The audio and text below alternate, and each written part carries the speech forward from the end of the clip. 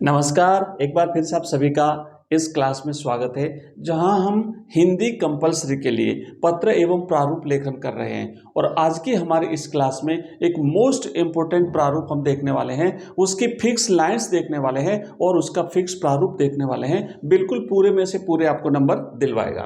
तो आज का हमारा जो टॉपिक है वो है विज्ञप्ति लेखन। सबसे इजी अगर कोई प्रारूप है तो वो यही है, विज्ञप्ति लेखन। और बिल्कुल सिंपल तरीके से मैं आपको इसका फॉर्मेट दिखाने वाला हूं। एक प्रश्न हम अभ्यास करेंगे। सबसे पहले कुछ मैजिक ट्रिक देखिए कि आपको इसमें क्या चीजों का फायदा मिलने वाला है, क्या आपको ध्यान रखना है, कौन सी फिक्स लाइन है वो देखनी है।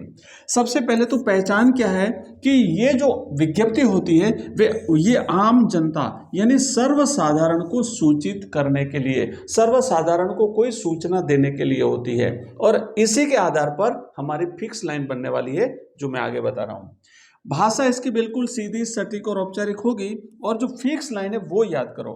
हम इसकी शुरुआत करते हैं, सर्वसाधारण को सूचित किया जाता है कि, या फिर एतद् द्वारा सूचित किया जाता है कि, और उसके बाद फिर हमें आगे लिखना है।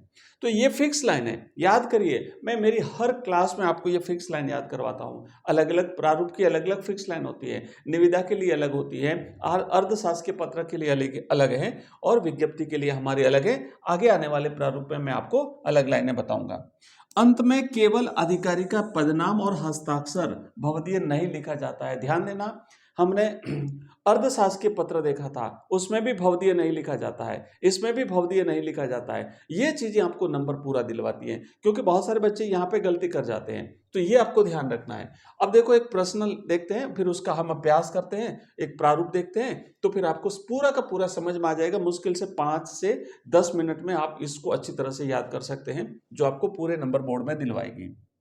एक प्रश्न है कि सचिव माध्यमिक शिक्षा बोर्ड राजस्थान अजमेर की ओर से पूरक परीक्षाओं की तिथि में परिवर्तन बाबत एक विज्ञप्ति तैयार कीजिए। ये ऐसे प्रश्न आपकी परीक्षा में पूछे जाते हैं।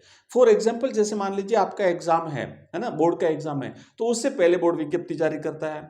आपके फॉर्म भरे जा रहे हैं तब बोर्ड विज्ञप्ति जारी करता है। पूरक परीक्षा है तब विज्ञप्ति जारी करता है। ये परीक्षाओं में परिवर्तन किया तब विज्ञप्ति जारी करता है। तो ये विज्ञप्ति इस प्रकार की जारी की जाती है ताकि सभी विद्यार्थियों को और सभी उनके अभिभावकों को, सभी टीचर्स को, सभी स्कूलों को पता चल जाए इस बारे में। मतलब सर्वसाधारण को सूचित करने के लिए इस प्रकार की जो है वो विज्ञप्ति जारी की जाती है।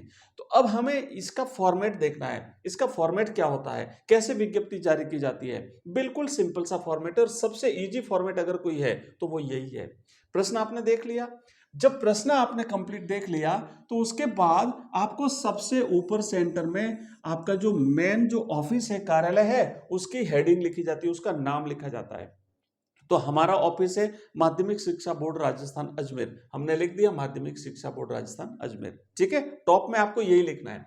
उसके जस्ट नीचे वाली लाइन में आप जस्ट कोई लाइन छोड़ने की आवश्यकता नहीं है। उसके जस्ट नीचे वाली लाइन में दो चीजें लिखनी है। एक तरफ तो आपको लिखना है क्रमांक, और दूसरी तरफ आपको लिखनी है दिनांक।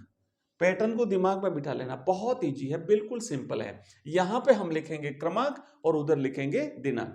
अब देखो क्रमांक कैसे लिखना, ध्यान देना कि चूंकि आप ये जो हमारा बोर्ड है, तो यहाँ पे माध्यमिक शिक्षा बोर्ड है, आप चाहो तो इसे इस तरीके से भी लिख सकते हो। माध्यमिक का माँ लेते हैं, शिक्षा का सी लेते हैं, बोर्ड का बो लेते हैं, है ना, ऐसे माँ सी बो करके, और फिर राजस्थान अजमेर है तो राजस्थान का राज लेते हैं और अजमेर का अजमेर लेते हैं। या फिर आप इस तरीके से भी लिखो, चूंकि परीक्षा से संबंधित है तो बोर्ड ऑब्लिक परीक्षा ऑब्लिक पूरक ऑब्लिक 2026 ऑब्लिक लास्ट में ये क्रमांक होता है।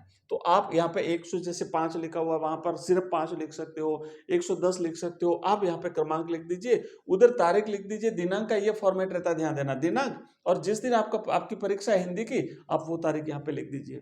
आया समझ में। और उसके बाद नीचे सेंटर में यहाँ पे आपको लिखना है विज्ञप्ति।